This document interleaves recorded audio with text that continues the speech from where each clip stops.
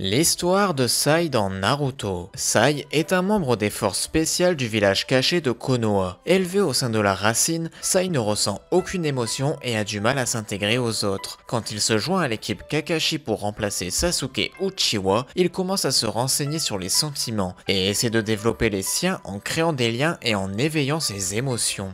Jeunesse. Sai est orphelin, il n'a pas connu ses parents. Enfant, il est recruté dans la Racine, une branche secrète de l'Anbo. Il y est élevé et conditionné pour n'avoir aucune personnalité, aucune relation personnelle et aucun nom. Sai lui ayant été proposé lors de son affection à l'équipe Kakashi. Bien que Sai obéisse strictement à ces conditions, il garde un certain intérêt pour l'art. Lorsque Shin, un membre de la Racine légèrement plus âgé, découvre le talent de dessinateur de Sai, il l'encourage à continuer et ils deviennent très proches. Avec le temps, Sai finit par considérer Shin comme un grand frère. Malheureusement, son frère finit par mourir d'une maladie inconnue et le dressage au sein de la racine supprime une grande partie de ses souvenirs qu'il a de lui. Avant la mort de Shin, Sai avait commencé un livre d'images censé représenter tous les adversaires qu'il rencontrait et les sentiments les unissant. Les portraits de Sai et de Shin se situent aux deux extrémités du livre, tandis que les pages centrales sont censées contenir une image des deux frères se tenant la main. Sai avait oublié ce qu'il voulait dessiner sur cette fameuse double page, mais après s'être lié d'amitié avec Naruto Uzumaki, son souvenir ressurgit et il termine le livre, apportant à Sai la première véritable démonstration d'émotion depuis très longtemps.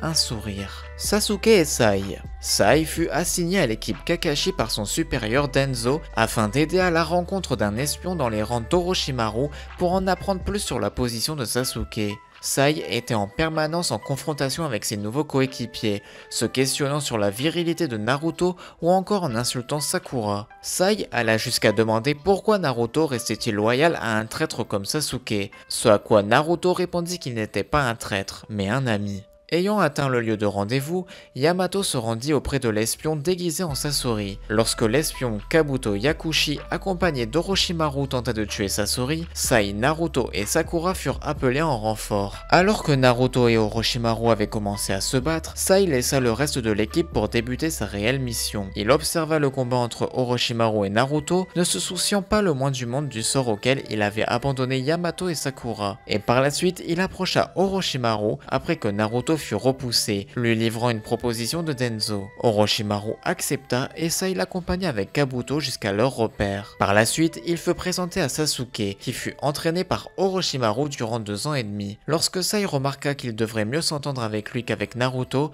Sasuke le regarda fixement et provoqua alors une peur réelle à Sai. Kabuto l'amena alors dans une chambre et l'enferma. Peu après, l'équipe Kakashi le retrouva et l'interrogea à propos de sa mission. Sai révéla que Denzo lui avait ordonné de demander une alliance à Orochimaru afin d'unir leurs forces contre Konoha. Hidan et Kakuzu.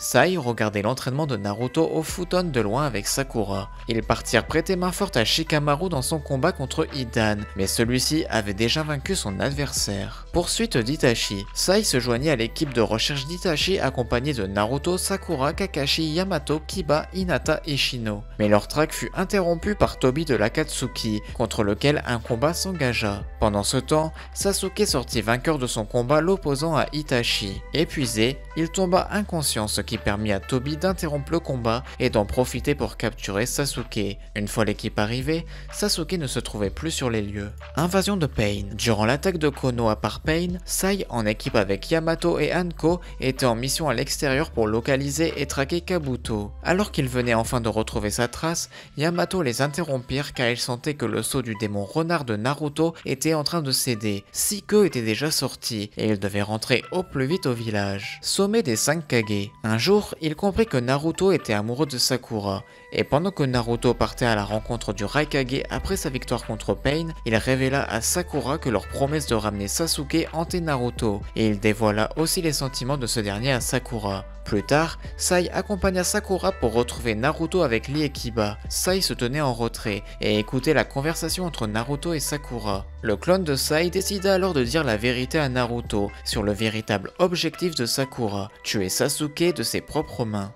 Quatrième grande guerre ninja. Sai, comme les autres ninjas des différents villages cachés, intégra l'armée de l'Alliance Ninja. Sai faisait partie de l'unité d'attaque surprise sous le commandement du capitaine Kankuro, en compagnie d'Omoi. C'est grâce à ces oiseaux d'encre que l'unité d'embuscade pouvait emprunter la voie des airs. Une fois en territoire ennemi, alors que les hôtes atterrissent, Sai resta en l'air pour servir de soutien aérien. En repérage, il découvrit une explosion due à une bombe de Deidara. Il arriva juste à temps pour liquider un ennemi. À sa grande surprise, cet ennemi n'était autre que son frère disparu, Shin, rendu invincible par sa résurrection grâce à l'Edo Tensei. Sai se battit contre son frère jusqu'à l'arrivée de ses coéquipiers. Lorsque Deidara logea une bombe dans le corps de Shin, le souffle de l'explosion mit Sai à terre, malgré la protection apportée par les marionnettes de Kankuro, et son livre de dessin lui échappa. Deidara, désignant Shin par la bombe, provoqua la colère de Sai. Sasori fit la remarque que les ninjas de la racine n'étaient pas très différents de lui, ils avaient su supprimer leurs sentiments. Deidara se moqua de Sai en disant avoir l'intention d'utiliser Shin comme une bombe encore et encore. Furieux,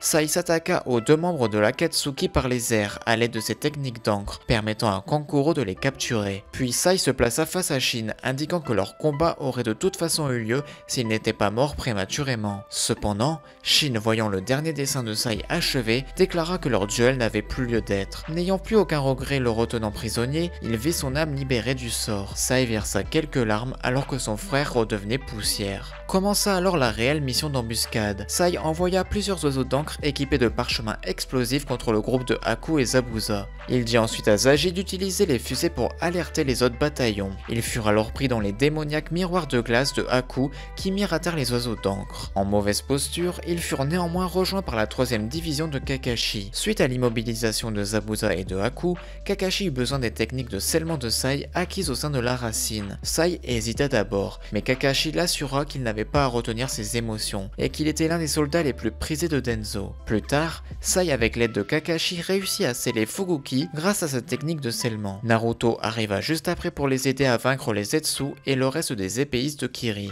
Arc final. Lorsque l'Alliance était en route pour aider Naruto, Gai, Kakashi et Killer Bee, Sai voulut aller plus vite grâce à son ninjutsu, mais la pluie l'en empêcha. Arrivé sur le champ de bataille, Sai affronta Jubi avec le reste de l'Alliance. Il fut impressionné par la puissance de l'ancienne équipe 7 lorsque Naruto, Sasuke et Sakura invoquaient respectivement Gamakichi, Aoda et Katsuyu. Lorsque Naruto et Sasuke parviennent à toucher Jubi, Sai demanda à Jugo le véritable but que poursuivait Sasuke, mais Jugo sembla l'ignorer. Sai questionna ensuite Sakura en lui demandant ce qu'elle ressentait sincèrement pour Sasuke, car Sai, lui, ne lui faisait pas confiance. Sakura répondit qu'elle faisait confiance à son ami retrouvé, mais Sai remarqua que son sourire était faux, bien que ses paroles avaient l'air sincères. Par la suite, Naruto et Sasuke mirent fin à la guerre. Épilogue. Sai se maria avec Ino, et ils eurent un fils, prénommé Inojin. Et voilà, c'est tout pour l'histoire de Sai dans Naruto, j'espère que cette vidéo vous a plu, c'était Scarecrow, je vous dis à la prochaine, bye bye.